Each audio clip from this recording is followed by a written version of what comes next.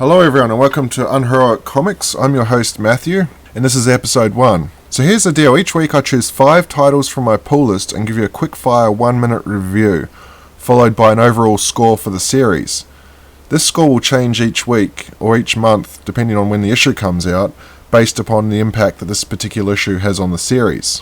What you'll find is largely a commentary on the story, much less the art, because I'm more a reader of the story and the dialogue. That's my thing with comics, as well as art being a little bit subjective. What I like, you might not like.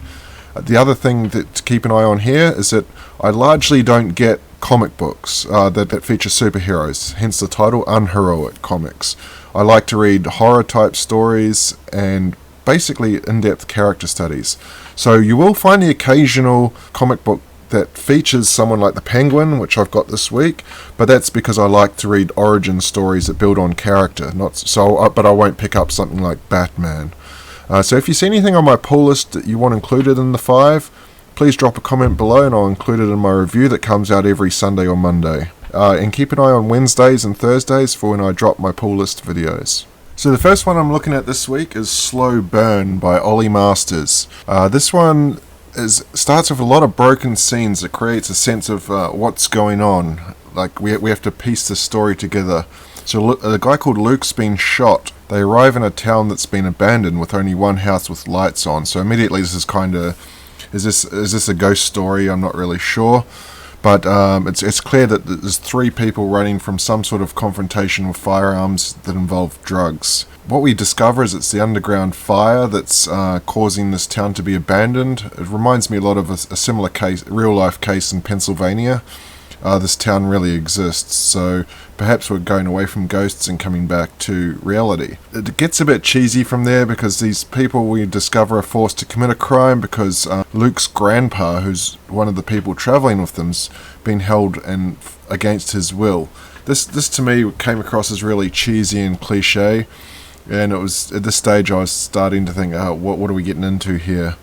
It takes another one of these sort of cheesy turns when we find out that Roxy's father, Roxy is another girl and turns out to be Luke's lover, is involved and is kind of their adversary for the series. They think they've stolen money, but they've actually stolen a violin, a Stradivarius, from him. So the story ends with the daughter, Roxy, trying to come to a deal with the father to get exchange the violin for cash. I gave this a 6 out of 10 to start with because it's just chock full of cliches. It didn't have that airy element that I thought it was going to have, but we'll see where it goes from there. Number 2 is issue 4 of Alice Never After.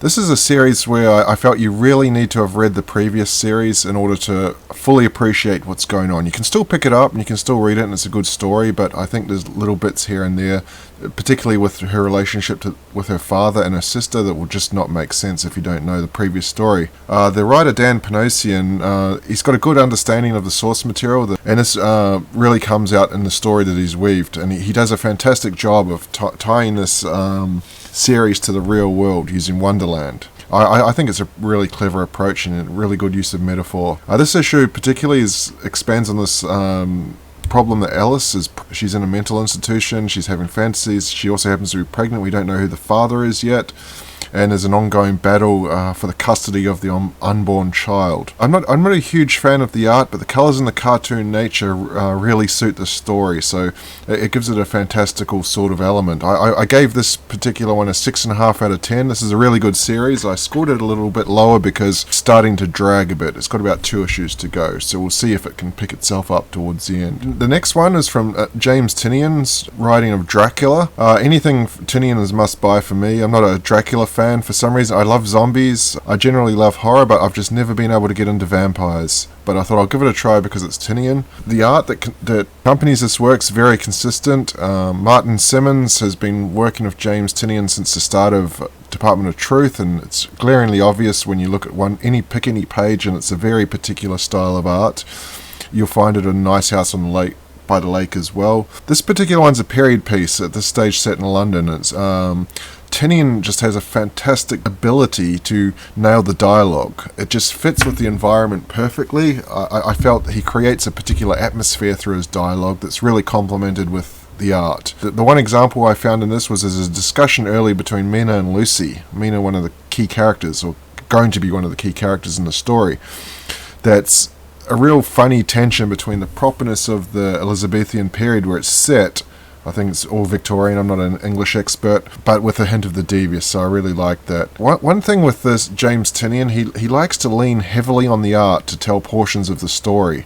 So I think this is one of his real strengths, is that his dialogue is so clever, but he surrenders part of that at the same time to the art, to let the art take over and tell the story. I'm not always a huge fan, and I don't think he always gets it right, but I think here they do it bang on, and the series, even though I don't like Dracula, has got a lot of potential, so I'm giving this a 7 out of 10. Another new one, Haunted Girl by Ethan Sachs. I picked this one up and I thought, what the hell is this? I don't even know why I picked this one. It turns out it's about a girl called Cleo who sees ghosts from a very early age. And she has mental health issues, depression and so on.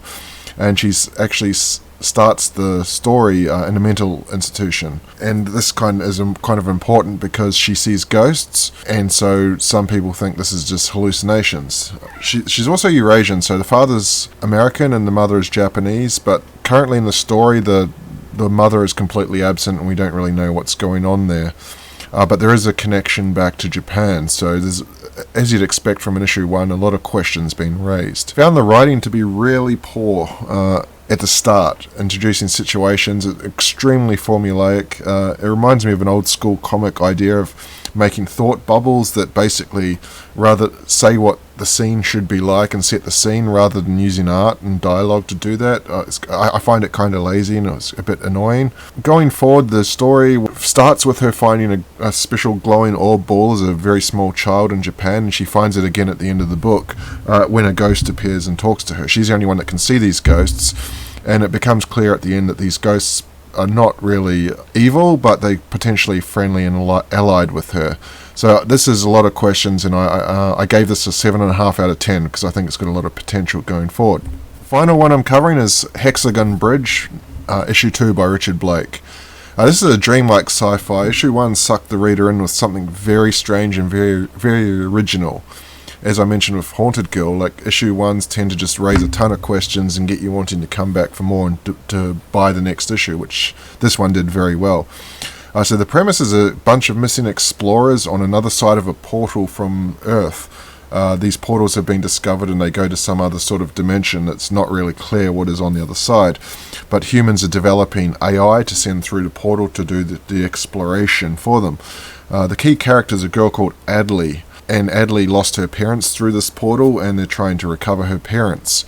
And the way that they're doing that is by creating an AI robot called Staden and linking Adley telepathically or psychically to this AI, loading her thoughts and so on into the AI. So when the AI goes through the portal, it'll know things about the parents and know how to look for the parents. The early setting for this is super cool. This particular issue has them zipping around an Italian city. It doesn't name the city. It kind of reminds me of Florence. They're zipping around the city on a moped. We later discover that it's actually a computer simulation probing her mind for clues to uncover her parents and basically to build up information for Staden and to help him in the coming trip. We find out toward the end of the comic that Adley is probably going to be making this trip as well. So this one I gave a 9 out of 10. It's a really interesting, original idea, and I can't wait to read more. So that's it for this week. That's my 5. Every Sunday, Monday, I bring out this one, so look out next week for my review, and look out this Wednesday or Thursday for my new pull list of what I'll be covering.